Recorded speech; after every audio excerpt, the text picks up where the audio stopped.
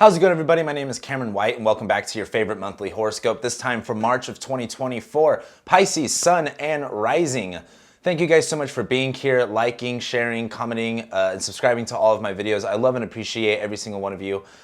We have a lot to talk about this month, so we're just going to go ahead and jump straight into the horoscope, and we are starting March off on March 4th with Venus ingressing into Taurus. Venus is, of course, the planet of love, attraction, money. She likes to indulge. She likes to stimulate our senses like she's some five gum. However, Venus is entering her home sign of Taurus. So when Venus is in her home sign, she can kind of do whatever she wants, but that also means that she has access to all of the resources and the tools to do the job that she wants to. And Venus's job is to make things nicer, to make things more beautiful, to make things more enjoyable.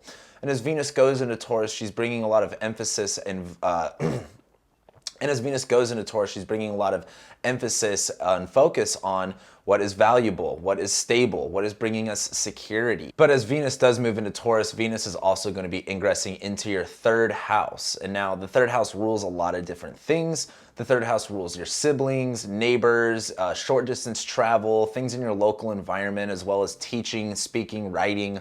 But something that I quote a lot from Dane Rudgier that he talks about with the third house is that the first house is like who you are, the second house is what you have, second house is what you own, what you got, and the third house is how you use it. So as Venus goes into Taurus, this might be kind of a time to really step into that Venusian style and really use Venus to your advantage. Where can you beautify things? Where can you attract better things? Where can you, kind of use Venus to your advantage? But as Venus transits through Taurus, this is going to be a pretty enjoyable transit. So at least we have that to look forward to this month. Also on March 4th, this is when Mercury is going to retrogress back into Aquarius. Now, Mercury's been retrograding in your first house for a few weeks, so I'm sure you're just utterly confused by it. The good news is, as Mercury goes back into Aquarius, although still retrograde, this is where things can become a little bit less confusing and start becoming more clear as we start to, bring our focus to things that are a little bit more logical, a little bit more rational, as well as kind of give us a bird's eye perspective or just a different view of the situation. As Mercury goes back into Aquarius, it's also going to be going back into your 12th house. And this is an interesting note because as Mercury is in your first house, retrograding can make you a little bit confused about who you are, what you're talking about, what you're saying. But as Mercury goes back into your 12th house of like the subconscious and repressed and unacknowledged parts of yourself, Mercury might be kind of helping you kind of do a little bit of deeper investigative work into your mind and kind of go like, hey, let's actually have a conversation about those things that we don't really like to talk about or bring up. And this might be the time where there's some really constructive ideas and solutions that kind of come up from you that kind of help you look at yourself in a new way. But as we move forward on March 9th, that is when we're going to be having the full moon in Virgo. And as the sun's been in Pisces, it's been transiting your first house. So it's been bringing awareness and illumination to you. You've probably been feeling a little bit more of yourself, or maybe a little bit more confident, just feeling more centered in who you are as a person and being able to express that. This full moon is going to be highlighting and bringing illumination to your 7th house of relationships. The full moon in Virgo is always a good time to go over your to-do list, go over your checklist, cross your T's, dot your I's. But as the sun's been in your first house and there's been a big focus on yourself, this full moon is kind of asking you to reach out to relationships and kind of go, hey, to get a better picture of who you are, and with this Mercury retrograde and the sun and Pisces thing, why don't you reach out to your friends or relationships that you have? And the 7th house, while it does rule marriage relationships, it rules all types of individual relationships, whether it's, your friends on an individual level, or it's people that you work with, or any individual relationship that you have. This full moon in Virgo is going to be a good time to maybe reach out and hang out with someone, catch up, and maybe that'll make you feel a little bit more comfortable with yourself and just, make you feel a little bit more of yourself again. But also on March 9th is when we're going to be having Mercury stationed direct finally, and that's going to be really exciting for you guys. But as Mercury finally stations direct in Aquarius in your 12th house, this is when those solutions and those ideas really start coming to life. And this is where you could probably start applying some things that you might have repressed or that you might not have acknowledged or you might not just have seen at first. And you can start applying these to the situation that you might be dealing with. And then just a few short days afterwards, on March 16th, that's when Mercury is going to go back into Pisces. Now, Mercury is still in shadow at this point, and so this is going to be the third and final time we have to kind of go over everything. But, Mercury is going to be entering its detriment sign, which basically just means Mercury doesn't have access to the tools or the resources that it would prefer to do its job. And again, Mercury is the messenger. Mercury would rather have a piece of paper with ink and a pen to be able to write you a message so it's clear. Mercury in Pisces doesn't have that. Mercury in Pisces has got a highlighter and they jotted some notes down on their hand, and by the time they got to the place where they had to deliver the message, all of those notes were kind of smeared and or they can't read anything. And so Mercury in Pisces just has to kind of go off the cuff and kind of just imagine things and kind of remember what it can. Now, this isn't how Mercury wants to do it, but it's still going to deliver the message either way. The thing is, while Mercury's in Pisces, it's not about looking at things through that black and white lens, but being open to interpretation. As Mercury's in Pisces, things are going to be a little bit more confusing, but as Mercury goes through Pisces, it's still going to be going through your first house. So you'll feel more self-expressive, but don't feel like that you need to label or title everything, in black and white ways. Be more open to how you can express or communicate how you feel or more parts about yourself. This is going to be a time to really look at who you are in a really open and dynamic way. And as Mercury retrograded probably brought some realizations to you, this is just about going into things, not making assumptions, not creating ideas, but leaving room for interpretation, leaving room for imagination, and letting yourself be impacted by that. And so as Mercury goes through Pisces for the rest of the month, this is just going to be kind of, still a little bit confusing. Again, like the message isn't clear here, but don't take it, take it as a grain of salt. Don't take it word for word. And once you kind of get back into that step, things might be a little bit easier for you. Then as we move forward on March 20th, that's when we're going to be having the Sun ingress into Aries. And the Sun really likes to be in Aries. It's its exalted sign, and the sun really likes to be in Aries. It's its exalted sign, and the sun likes to be in Aries because, well, duh, think about it. We have the equinox, the sun's gaining invisibility, it's getting brighter, it's getting hotter, the days are longer. Sun likes to be in Aries, and the sun moving into Aries is moving into your second house. So this is bringing awareness and illumination towards your money, your resources, what you own and what you physically possess. And as we go on with March and April, as we have the new moon in Aries and the full moon in Libra, there's going to be a big theme focused around money and finances for you guys. But the big thing that's happening in March is on the next day, on March 21st, Saturn is going to ingress into Aquarius. Now, there's a lot to talk about here, so let me scoot up a little bit. So Saturn is going to be in Aquarius from March 21st until July 1st.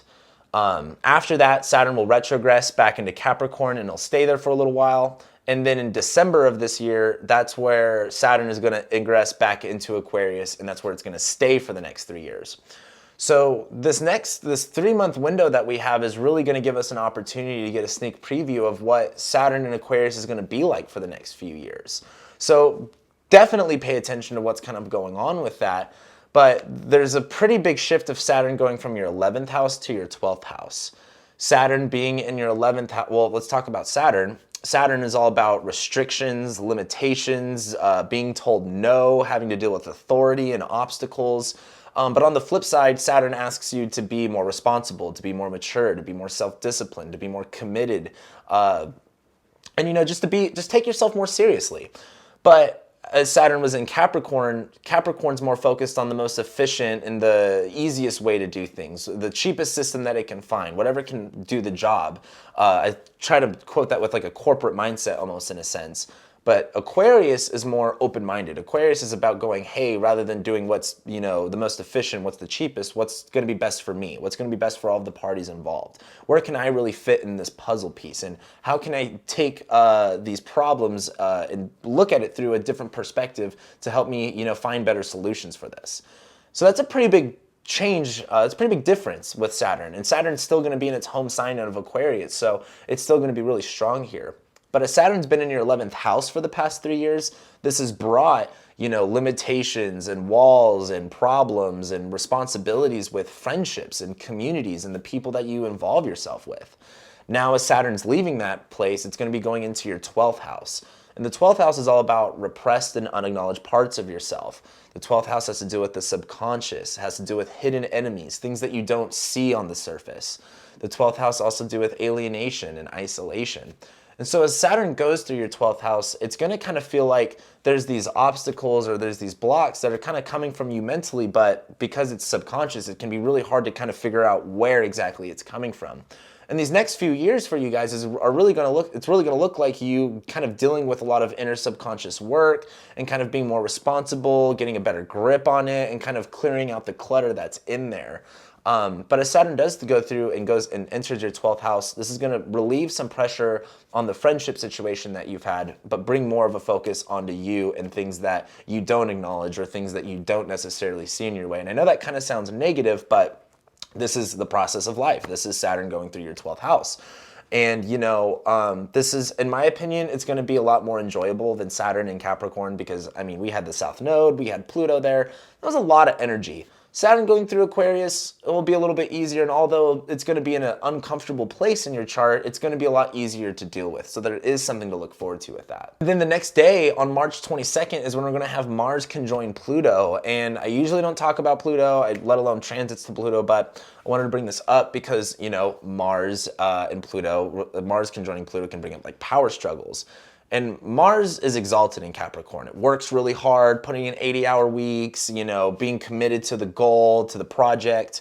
And that's great, but as Mars has been building up in Capricorn, working really hard, Mars conjoining that Pluto can kind of be like that time where you need to take a break and kind of clock out so you can recharge your batteries.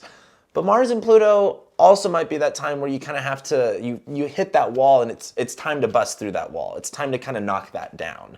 And with this happening in your 11th house of friendships, you have to remember Mars causes conflicts and fights. So you might be dealing with more, frustrating issues with friendships right now and in that group. And Mars conjoining Pluto might be that time where you address these issues and you address these problems. And it may not be pretty, but this is just how things are going to kind of play out.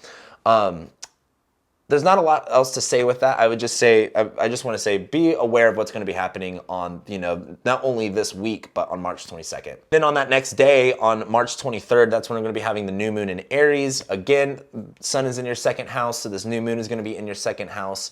And this, of course, new moons are a time to reset your energy, kind of look at where your intentions are, get a little bit leveled out.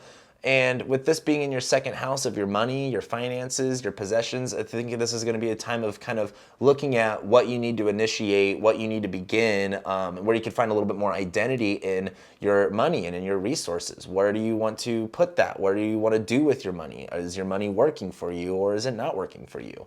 Just going to be a big focus on what are you doing with your money and where is it going. Then we get to the end of the month on March 30th, and that is when Mars also enters Aquarius. Now, when Mars enters Aquarius, it's going to conjoin Saturn at 0 degrees.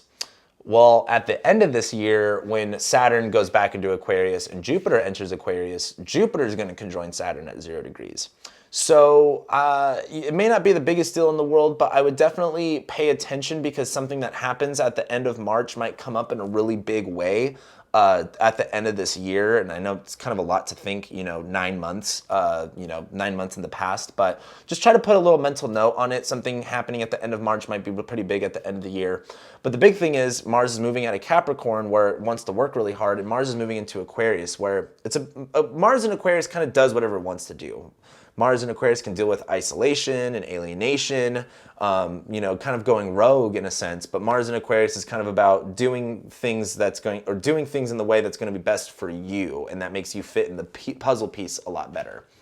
Now, as Mars does go into Aquarius and goes into your 12th house, Mars, of course, causes conflicts, causes fights. Mars can energize things a lot, and as Mars goes into your 12th house of repressed and unacknowledged parts of yourself, this area might get a little bit complicated. But the thing is, as Mars goes into Aquarius, it's going to be conjoining Saturn. So this isn't about Mars letting loose in your 12th house, but as Saturn's there, instead of letting Mars be let loose in your 12th house, this is about kind of going like, hey, where can I be more self-disciplined and not have these, problems come up all the time? Where can I take some more self-responsibility? And where can I really contain this issue? Or how can I contain this fire almost in a sense?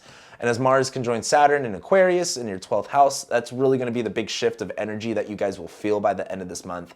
And that's what I got for you guys. That's how we go into April. There's a few transits that I left out. I want to start focusing on all of the bigger transits in my monthly horoscopes. This is my first time doing monthly horoscopes in 6 months. So let me know what you guys think in the comments below.